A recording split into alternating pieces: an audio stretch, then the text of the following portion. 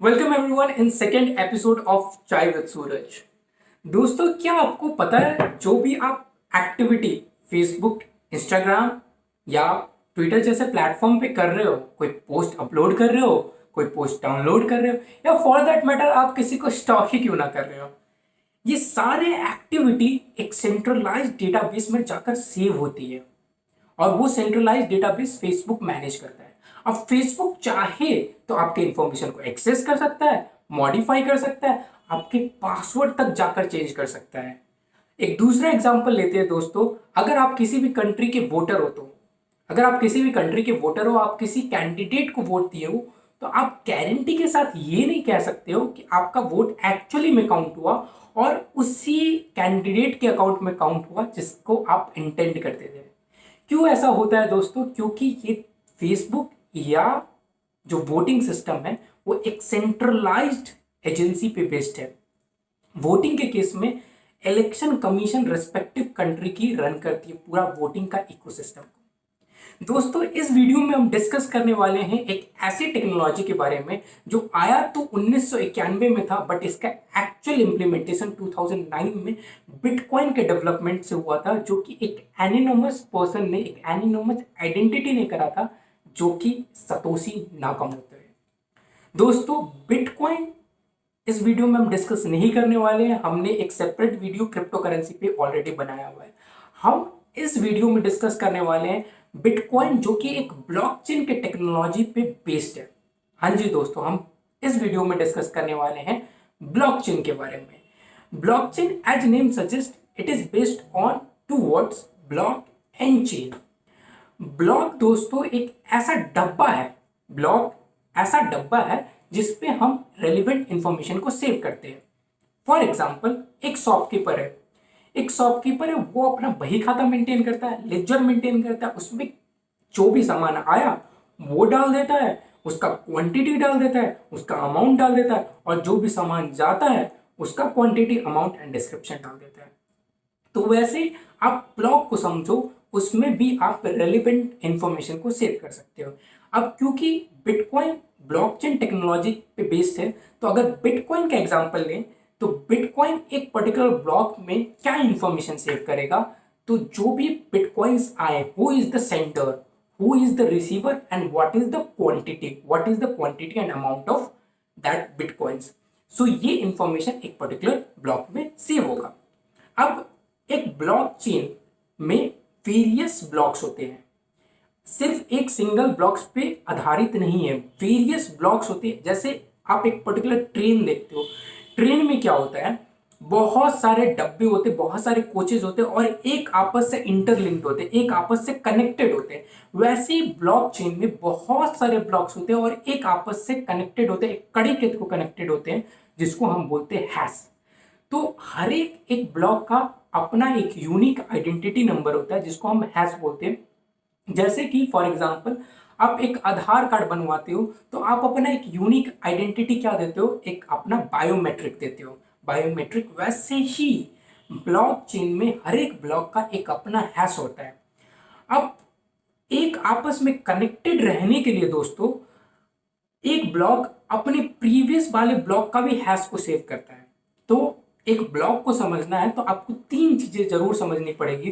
पहला, ये डेटा को सेव करता है। कौन से डेटा को? जो रेलेवेंट इंफॉर्मेशन होते हैं। दूसरा, ये अपना हैश को सेव करता है, जो कि एक यूनिक आइडेंटिटी नंबर होती है।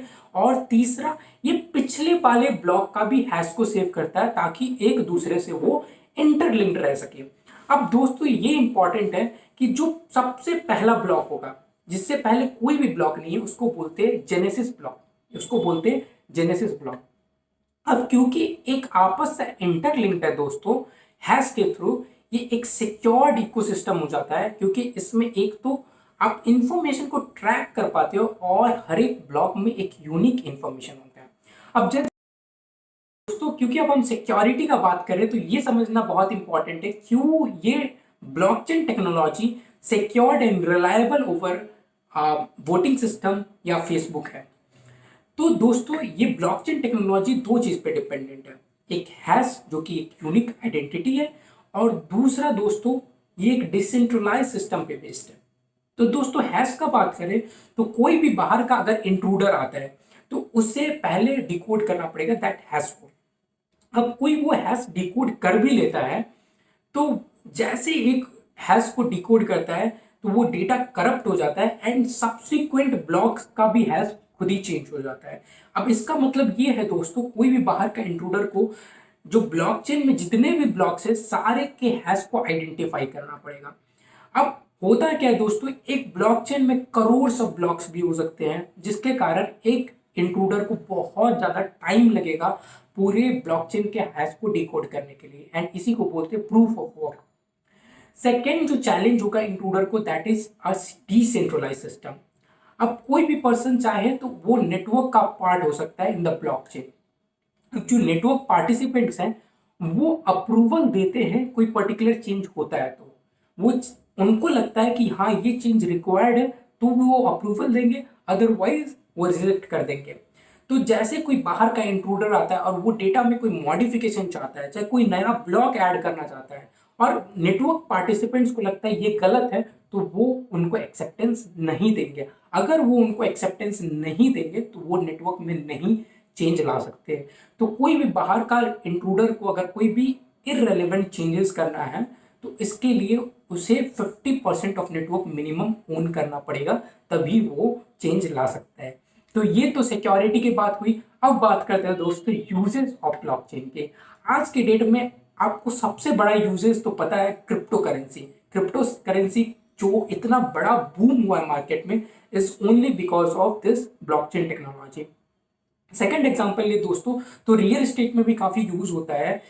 इसकी वजह से जो भी आपका परचेज सेल है वो अच्छे तरीके से ट्रैक हो पाता है, कब किसने परचेज करा था, कब किसने सेल करा है, और सारे कॉन्ट्रैक्ट सिक्योर रह पाते हैं। थर्ड इसका जो मेजर यूज है आज के डेट में दैट इज इन हॉस्पिटल्स।